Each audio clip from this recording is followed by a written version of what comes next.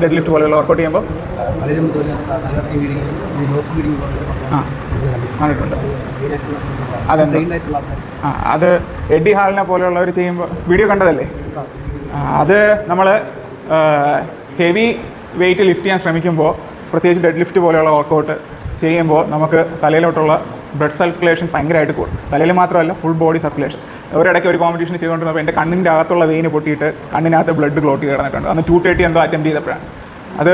പിന്നെ നമ്മൾ eddy hall എന്ന് പറഞ്ഞിട്ടൊരു വേൾഡ് ബെസ്റ്റ് പവർ ലിഫ്റ്റർ ഉണ്ട്. പുള്ളി ചെയ്യുന്ന സമയത്ത് കണ്ണിൽ നിന്നും മൂക്കിൽ നിന്നും ചെവിയിൽ നിന്നും വരെ ബ്ലഡ് വരുന്നത് 500 കിലോ ഡെഡ് ലിഫ്റ്റ് പുള്ളി മാത്രമേ ചെയ്തിട്ടുള്ളൂ. അത് റെക്കോർഡ് സൃഷ്ടിക്കുന്ന സമയത്ത് നമ്മൾ കണ്ടിട്ടുള്ളതാണ്. അത് ഇങ്ങനെ ഒരു കാരണം, അത് ഓവറായി കഴിഞ്ഞാൽ തട്ടിപ്പോവും.